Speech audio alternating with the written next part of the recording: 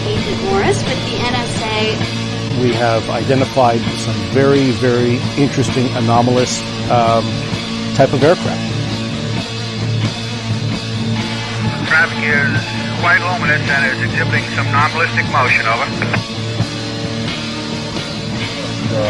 Move very rapidly at any speed or whether any direction it wanted to go. Why it could change and go to the right or the left or go crossways without hesitating a bit. What do you think it was? Well, if they call it a flying saucer, that's what it is.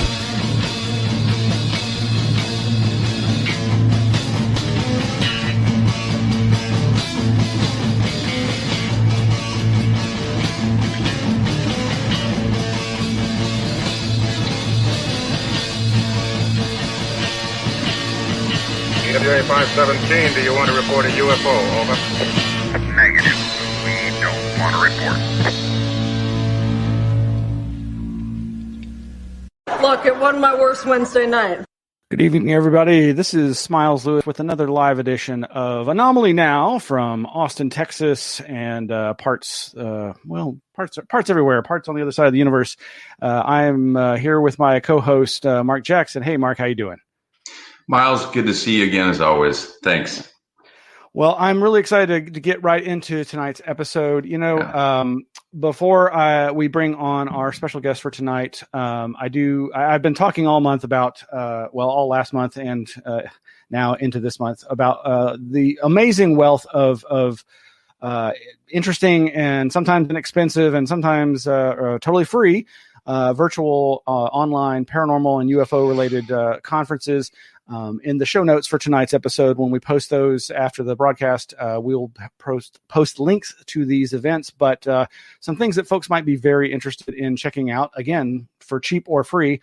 The Alien Con. This is I believe, Ancient Aliens guys. I'm not particularly a fan of all that, but hey, they've got a free streaming event coming up tomorrow night, October 8th.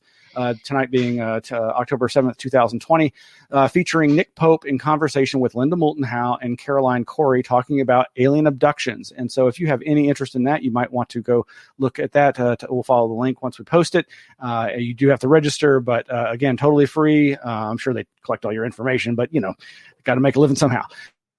Also coming up this weekend, a 3-day event with 18 speakers, again, free if you register, Milwaukee Paracon 2020. This looks to be a very interesting event. Some of the folks not as widely known in the UFO or paranormal fields, but it looks to be very, very interesting, and I'm excited about checking that out myself personally. And then in the public library realm, the Western Connecticut UFO Conference 2020 is October 17th and 18th, and this is I believe it's the Danbury, Connecticut public library system. They've been hosting a number of UFO speakers, which I think is fantastic. Yeah. Libraries being a classic place, a good place for these kinds of events. And not free, but interesting nonetheless, a organization or website called Temporary Temples. And it's their online crop circle conference for 2020. So, again, that one's not free, but it's been going since September 26th. It's a long-running event going all the way through the end of the month. So folks might want to check that out. And I hope very soon that we'll be having information about some upcoming events that are going to be part of the Anomaly Archives annual fundraiser that'll feature some fun anomalistic streaming events. But on the show, we only take 30 minutes out of our day to do this weekly show here, focusing on the latest anomalous news, whatever particular field it might be from, anomalistics ranging from cryptozoology to ufology and all points in between. Well, tonight's episode, there's at least one other article that we should mention that we might get around to chatting with our guest about, and that is this big headline: Scientists discover 24 superhabitable planets with conditions that are better for life than Earth. That seems like a kind of a strange qualifier, but anyway, the point being, we're finding all the time new planets that may in fact actually support life, or what we think of and when we think of life. So, but interestingly enough, astronomy.com had a headline recently: reports of rising UFO sightings are greatly exaggerated. This was by journalist Eric Betz, Betz. The subheadline being: the pandemic has not sparked a shock has not sparked a shocking rise in UFO sightings, experts say. Has not? Really? But the public is growing increasingly confused by ordinary objects. Yeah. You may have seen this headline and wondered, are they right? You know, they do in the article talk about the fact that not everybody agrees, and they only consulted a few experts, specifically MUFON's director of, I think, and chief investigator of investigations, Steve Hudgens, who we've had speak several years ago to the Anomaly Archives audience here in Austin, Texas. But of course, not surprisingly, somebody who's been collecting UFO-related data and statistics and publishing on an annual basis his own and the results of his investigations, his collecting of data. Chris Rutkowski from Canada has published his response to this. No need to exaggerate numbers of UFO reports, which is available at his blog, uforum.blogspot.com.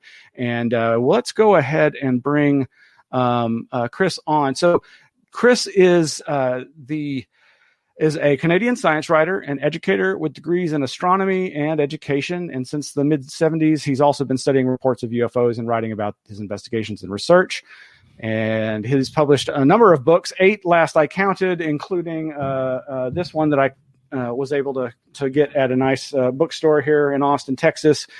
This is actually 10 years old. He's done another book since then, at least on the Falcon Lake Close Encounters. And of course, he was a contributing writer writing the first chapter in this wonderful tome that I was privileged to be a part of. And he's been a speaker at a number of events and online and a number of TV shows, including Discovery's Close Encounters and A&E's The Unexplained. Chris, how are you doing this evening? Well, with that build-up, I better be doing good, I think. Thanks for having me, guys. Well, thank you for joining. Nice to see you, Chris. Thanks for coming on. No problem. Yeah. So I know that it's always a little frustrating to see how the media covers the subject of UFOs. And there's been a lot said, and I've probably been one of those saying it, that ever since the December 2017 revelation about the Department of Defense's OSAP, ATIP, UFO investigation or UAP investigation program, there's been, to some degree, I would say a sea change in coverage, but it still kind of goes through waves and, you know, it dies down a little and then it builds back up. And skeptics and researchers have long posited that there might be a connection between news coverage and UFO sightings. So when you saw this headline, what was the first thing from the astronomy.com article? What was the first thing that went through your head? Well, the first thing that came to mind was that that doesn't sound right because we're just in the process of tabulating data for 2020 for Canada. And, you know, Canada's kind of a microcosm of other countries. We're about 10% the population of the U.S. And, you know, our statistics vary somewhat in the same vein. And, you know, we've been actually seeing a little bit of an increase in Canada. And back in July, I actually was interviewed on mainstream media regarding the apparent increase of UFO reports in Canada during the pandemic. And the difference is I have the numbers to back it up.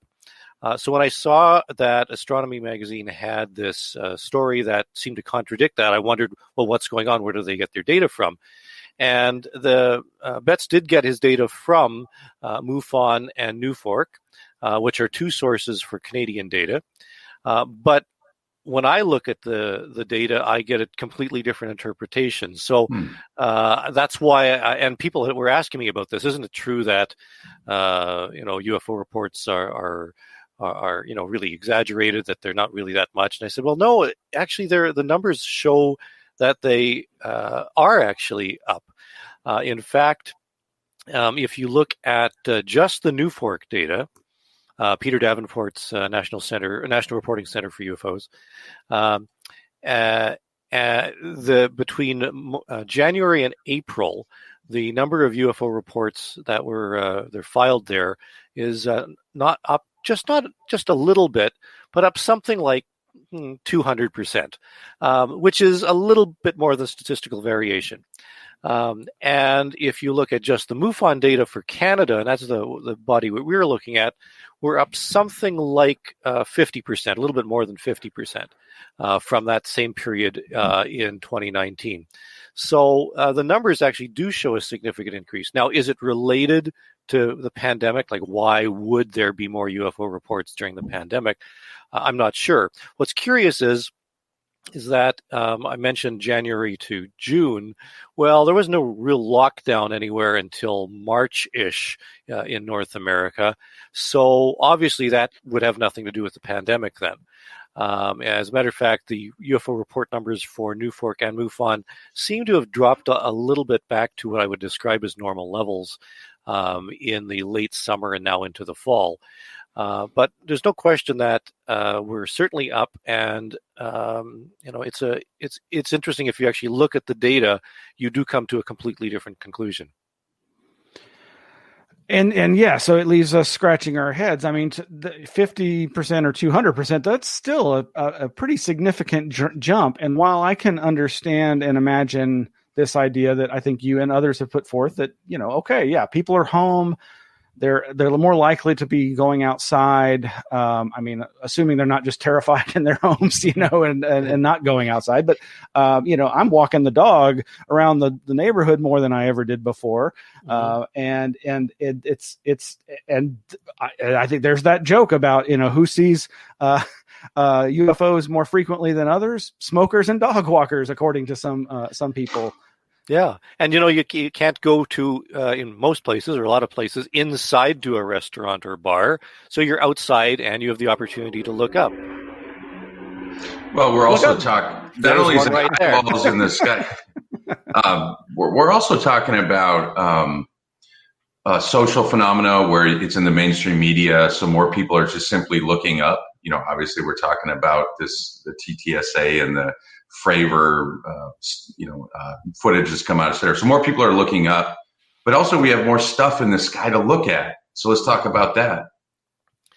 The number of satellites is increasing. In fact, a lot of the reports from 2019 and also the early part of 2020 are Starlink satellites. They keep throwing those up constantly. And, I don't know where we're at. We probably are around 500, 600 now or something like that. But they throw them up in groups of 50, sometimes more than that. And, to see that long chain of satellites in the sky, these bright lights moving across the sky together, does freak out a lot of people, and we do get those reported. And, it's just like with there's even without new things in the sky like that, there's obviously the 80% haystack that's always been described in ufology, that the idea that the vast majority of UFO reports are not actually anything unusual. They're most often mundane.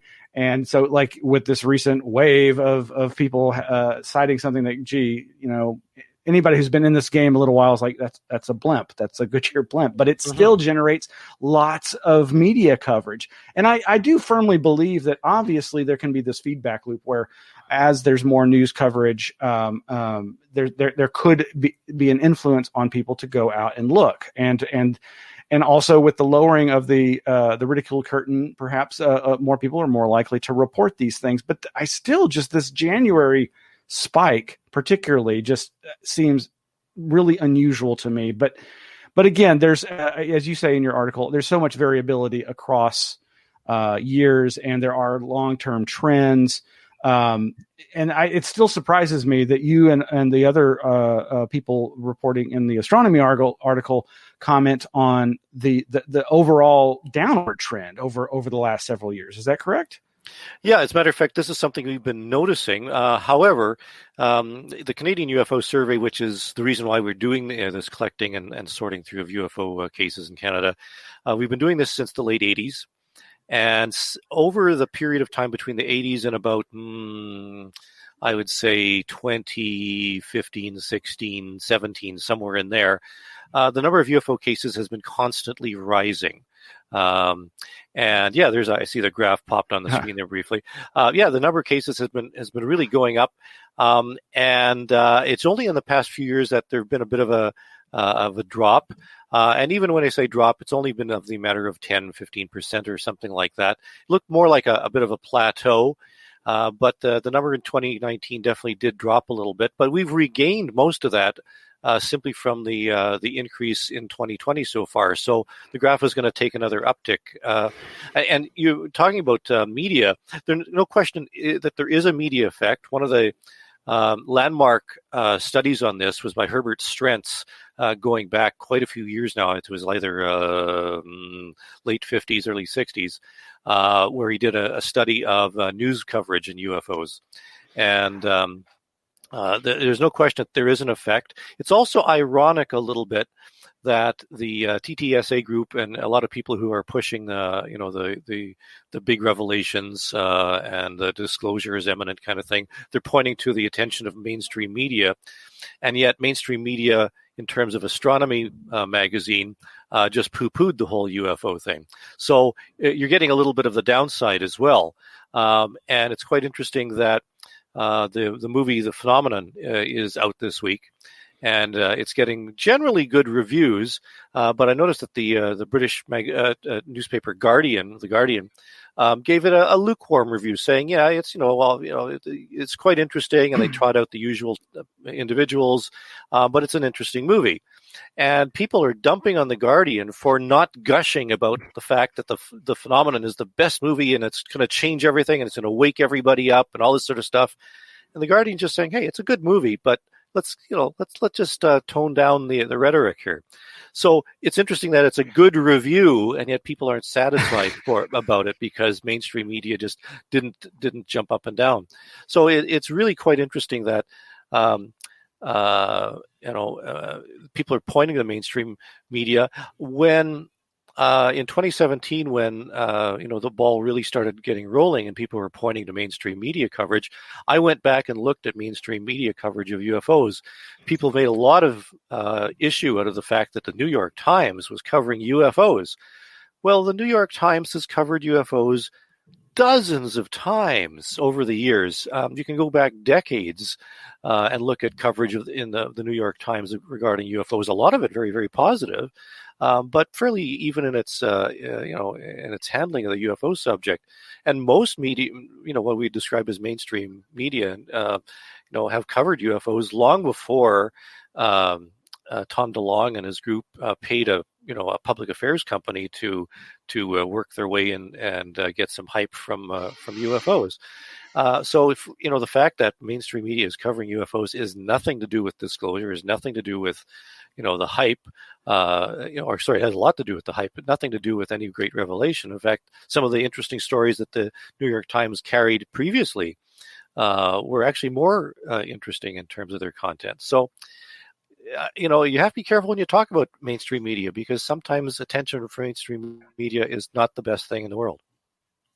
Yeah, and I know I flash back to just a few years ago. I saw Peter Robbins speak at one of the Roswell conferences for the anniversary there, and his presentation was specifically about how negative so much of the New York Times coverage of UFOs had been over time. And I could imagine him cherry picking, but I found it pretty compelling, and I would be one of those that would tend to agree that more often than not there is just that kind of laughter curtain kind of effect. I mean, the one time our Anomaly Archives got any kind of media attention here in Austin was after we had a local or a Texas-based cryptozoologist speak.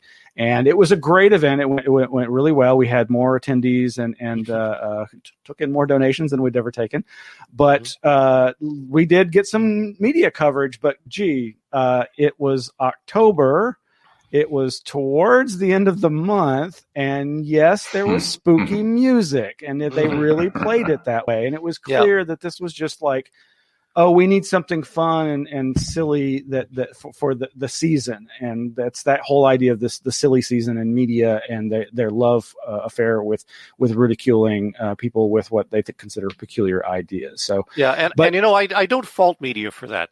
I mean, they've got they have to get an audience, and I deal with it by playing along with it. I mean, yeah, it's a fun subject, and I can reel off all sorts of great stories, but you can interject the fact that there's some serious stuff here, guys, and it's just a matter of talking about it in a way that I'm not wearing a tinfoil hat today. I'm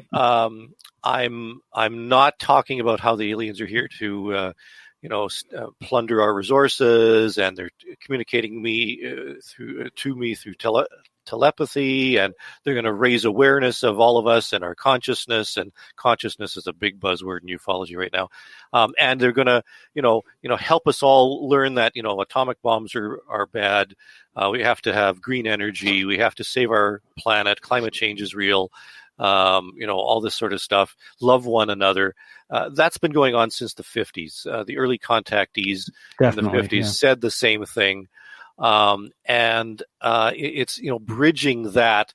So what I do partly with the Canadian UFO Survey and some of the other stuff I do is liaise with the scientific community or present the information in a way that is informing the public, but also talking about these subjects, and not just UFOs, because I started out as a pure Fortean, by the way. My first book was Unnatural History, which included Sasquatch and lake monsters and paranormal phenomena and so forth. So I covered the waterfront, and I'm still on the board of some of those. But the point is that you can talk about this in a way that you get your message across, but at the same time, you do it in a respectable manner, that you're just presenting the facts. You're not going off in left field too far.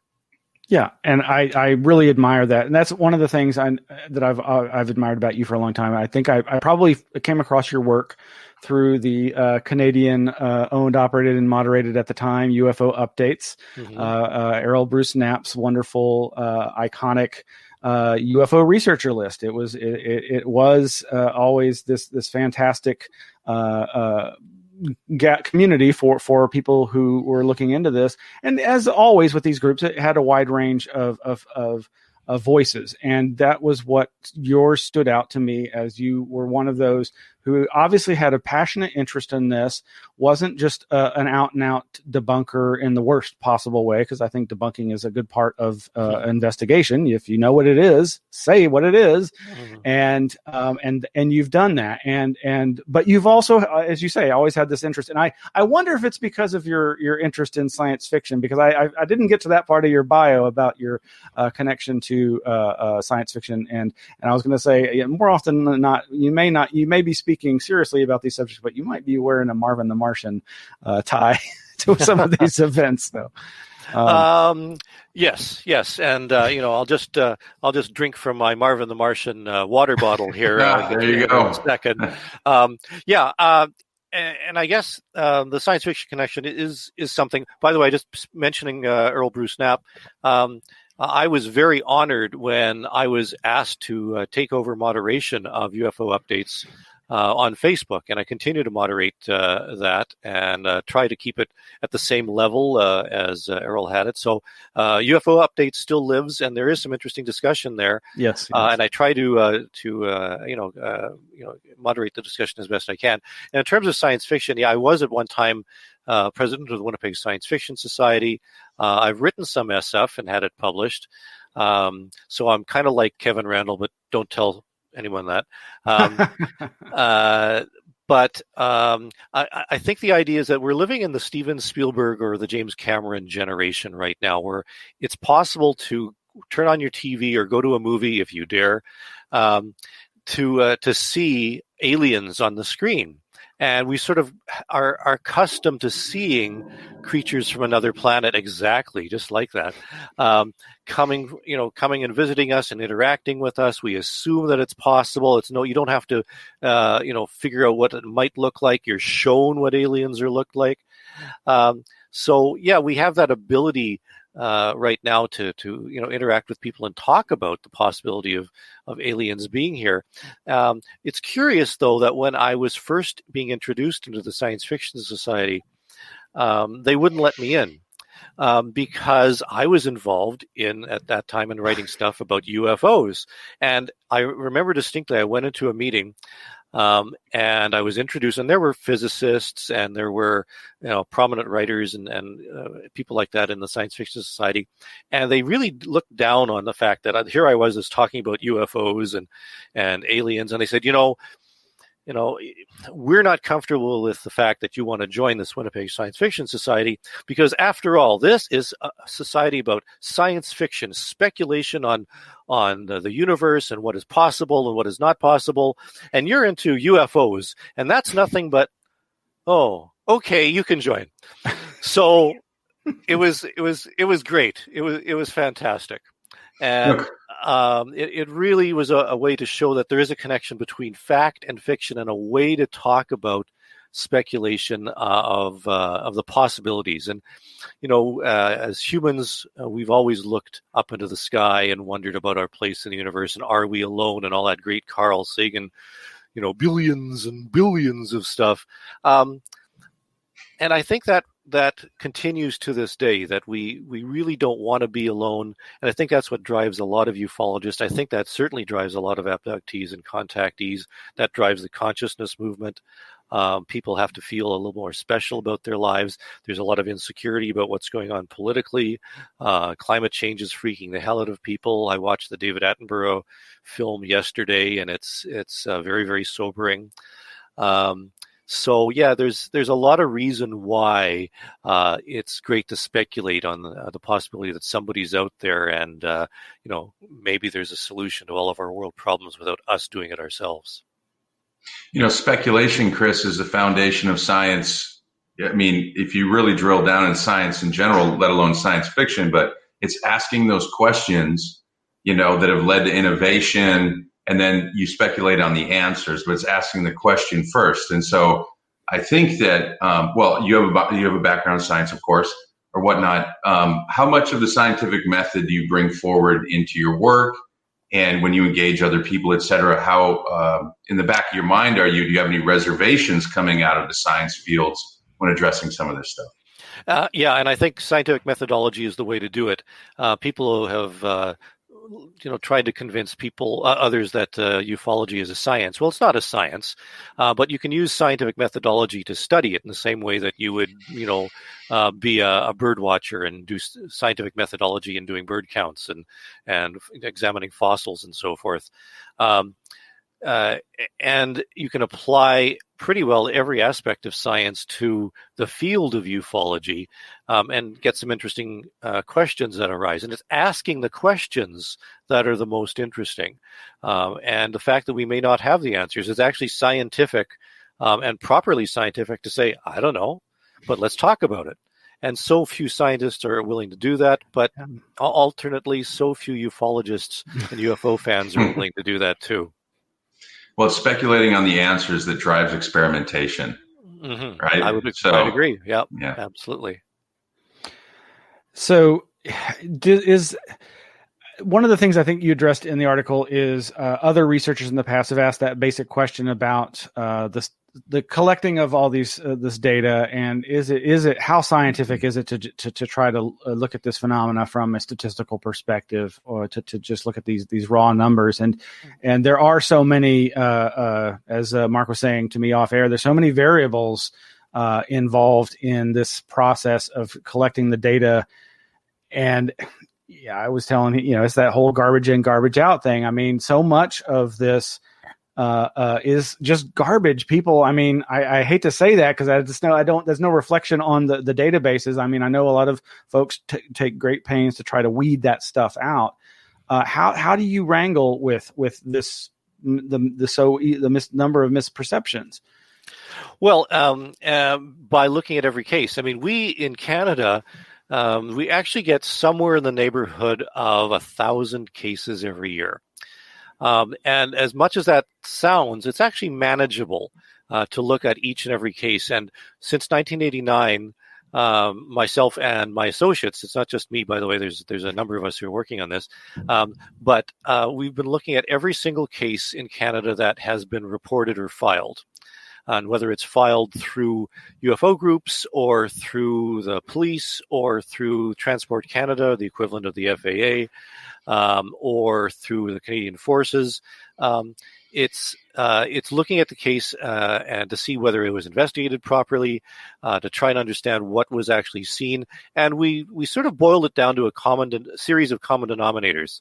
I mean, what can we find out about each particular case that is quantifiable? Like we do things like, what time was it? Can you find that out in each case? Because that's important.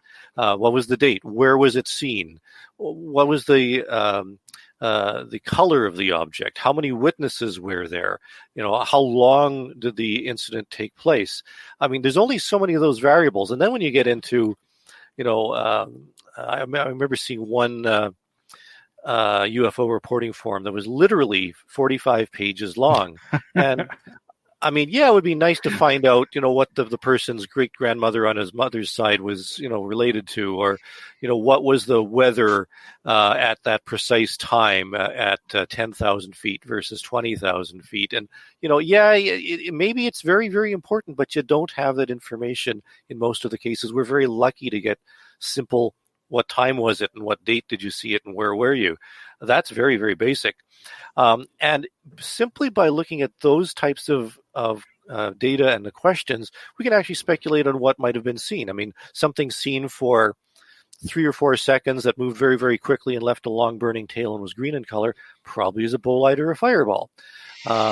Something that's seen right now in the sky, in the southern sky, appears kind of orangey red and, moves very, very slowly through the sky over a period of an hour or 2 hours. That's Mars. And, you can do that type of thing, and you can, figure out which ones are misidentifications and which ones really don't have an explanation, given the fact that you've eliminated a lot of the possibilities. We're really quite similar to police detectives in that way, trying to figure out what really was seen, what happened at the scene of the crime. Well, we're just past our 30-minute mark, but Chris, I really want to thank you so much for coming on the show. I really appreciate the chance to talk to you. I'm so glad that you took the time to respond to that mainstream article. I think anytime that someone in our field, especially somebody who's been at this so long, does that, it gives that much more opportunity for, I don't want to say better journalists, but better journalism on the part of those who aren't actually in the field, who for whatever reason have an interest in looking into this subject. And you, again, as somebody who's been at this a long time, have also done something that I, as the founder of the nonprofit Anomaly Archives, am just very proud and honored to see that you have done what so few do, and that is to protect your legacy, to protect the work that you've done. And folks can find out more about him, Chris, at uforum.blogspot.com, but they can also go to CanadianUFOReport.com or survey.CanadianUFOReport.com, where you can see links to the various past years surveys, and more importantly, what I'm getting at is the fact that Chris has donated his collection. He works for the University of Manitoba and has donated his life's work to that, and is in the process of transferring that. And you can show your support, and we'll put the link to this in the show notes for tonight's show. You can go to give.umanitoba.ca/UFO files. That's give.umanitoba.ca/UFO files. And their goal is to not just preserve the material, but to make it even more accessible through digitization, which is, of course, not cheap and does take time and energy. So I want to commend you for taking those steps, Chris. Thank you so much. Thank you, and good. Thanks for having me on. Thanks, Chris, very much. Just the first of many, I hope. We'll look forward to having you back, preferably for a long-form discussion where we can just freewheel it for as long as you have to give us. So, okay.